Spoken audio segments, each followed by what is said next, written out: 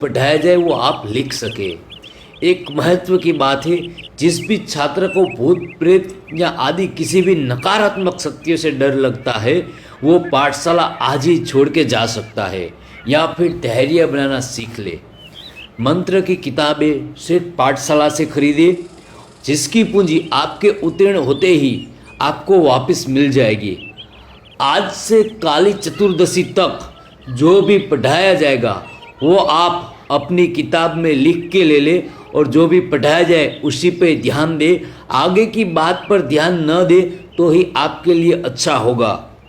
हमारी पाठशाला के अभ्यासक्रम में सबसे पहले हम जो सीखेंगे वो है वस्त्र, माला, जगह, दिशा, दीपक और भोग के बारे में, क्योंकि सभी मंत्र तंत्र में अलग अलग मालाओं का उपयोग होता है, अलग अलग आसन का उपयोग होता है, अलग अलग कपड़े पहने जाते हैं और अलग अलग जगह होती है। किसी मंत्र तंत्र में नदी का किनारा होता है तो किसी मंत्र तंत्र में अरण्य की आवश्यकता रहती है। और भोग भी दो तरह का होता है। तो आप जो भी सीखे वो लिख के रखे जिससे आपको आगे उपयोगी हो सके। दूसरी बात जो सीखेंगे वो है न्यास। मंत्र तंत्र में न्यास की सबसे बड़ी अहमियत है।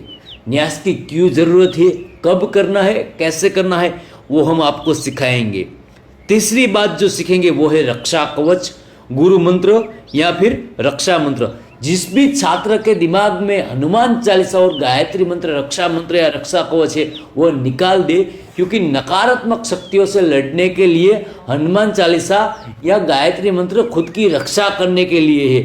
पर कि जब हम किसी भी मंत्र तंत्र से किसी भी आत्मा का आह्वान करते हैं उस वक्त हम इसका उच्चारण नहीं कर सकते या ना तो इसकी पढ़ाई कर सकते हैं, क्योंकि अगर हम हनुमान चालीसा पढ़ेंगे या फिर गायत्री मंत्र का पाठ करेंगे तो उस शक्ति को नुकसान पहुंचेगा, उस शक्ति पीड़ित होगी। इसलिए ये जरूरी नहीं है। इसके लिए आपको अलग से रक्षा मंत्र या रक्षा कवच दिया जाएगा, जिसका उच्चार आप बार बार करने से आपके अंदर वो एनर्जी आएगी जिससे आपका दिन प्रतिदिन डर कम हो जाएगा।